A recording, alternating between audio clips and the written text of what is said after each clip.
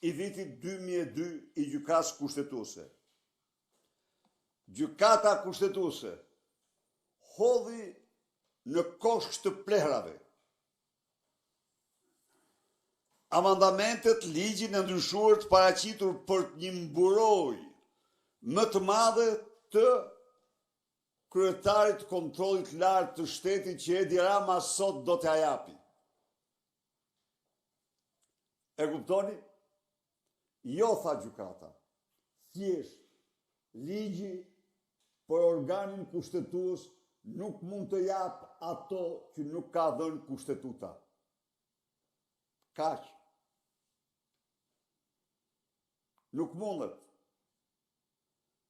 Kushtetuta ka përcaktuar këtë nivel mbrojtje.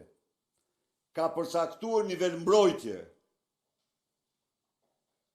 Autorizimin nga parlamenti për kufizimin e lëvizjeve të cilën e rrëzoi gjykata kushtetuese dhe e përgëzoi. E rrëzoi në rastin e Sali Berish dhe unë e përgëzoj atë. Pavarësisht se është një vendim absolutisht në shkelje të kushtetutës, pa ta s'kan ligj as kushtetut. Pra, nuk lejon pa autorizimin e parlamentit kufizimin e lëvizjes, nuk lejon arrestimin. Këto kushtetuta mbron. Mbron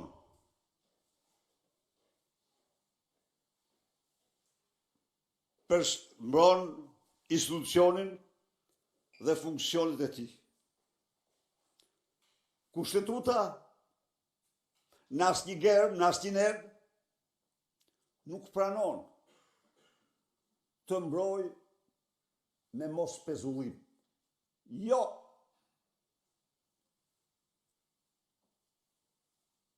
Jo, as kryeministri.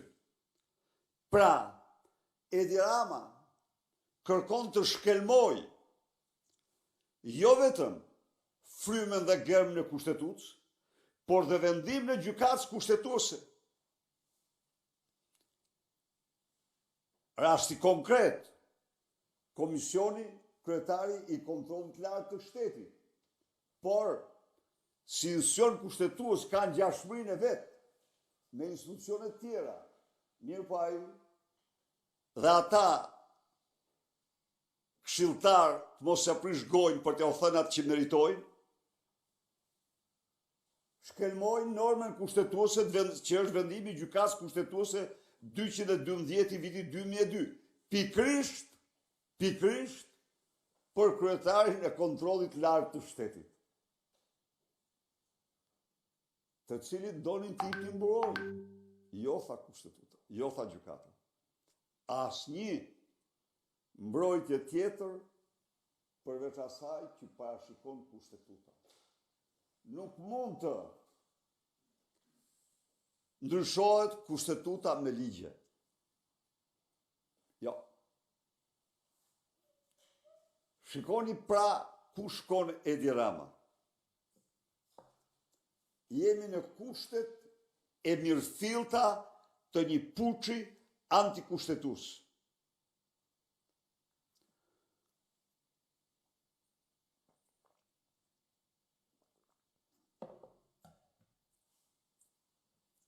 Tjetër, në qoftë se kushtetuta për disa funksione parashikon barazi në mbrojtje, nuk mund të parashikoj kurrë, nuk mund të barazoj kurrë të zgjedhurin direkt nga sovrani me temëruarin nga parlamenti apo Këshilli i Ministrave. Në asnjë rrethana. Ai që është zgjedhur nga sovrani, ai nuk pezullohet dot. Ai ndiqet penalisht.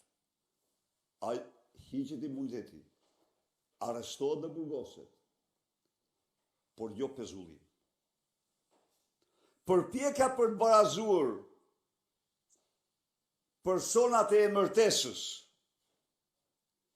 me të zgjedhurit është një shkelmim tjetër flagrant i kushtetutës. Është një tejkalim flagrant i kushtetutës. Po, barazohet, sepse dhe fakti, imuniteti nuk ka të bëjë me pezullimin. Po, ministrat kanë imunitet, dhe i zgjedhur apo i pa zgjedhur do të hiqet në parlament, do të merret autorizimin në parlament, por imuniteti nuk është pezullimi. S'ka lidhje pezullimi, s'ka lidhje me imunitetin. Ka lidhje thjesht me ushtrimin e funksionit për cilin është emëruar. E kuptoni ju se në çfarë kushte është Shqipëria të një grushti shteti? Tepër të rrezikshëm. Tani, dja i doli dhe u stërbetua për kokën e Lubis. E pat ju, sa të mallgjyrë që ishin. Njëra ishte gashpet nga shrehi, nga mallgjimi, tjetri të betohej për kokën e saj. Mashtrim i turpshëm, cinizëm ekstrem. Pse? Pse e them këtë?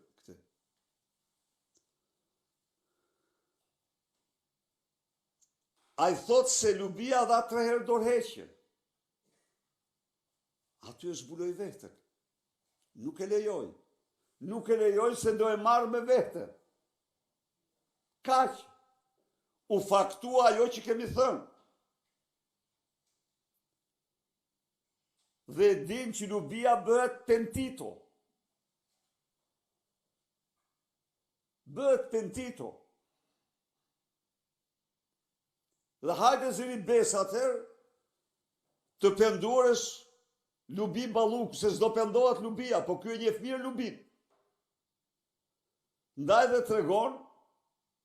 tregon se Gjoja pas ka dhënë dorëheqjen dhe s'ja ka pranuar. Akuzon veten e vet, por në debatin 5 orë që është zhvilluar në kryeministri, në praninë të Uluziut dhe të Engjëll Agaçit, e vërteta është që ajo ka kundërshtuar me preras dhënien e dorëheqjes. Dhe Edi Rama me këto gënjeshtra ai ka rrezik që i ka firmos vetë ato dorëheqje, vetëm për alibira dhe për mashtrime. Ja ku jemi, në këto kushte.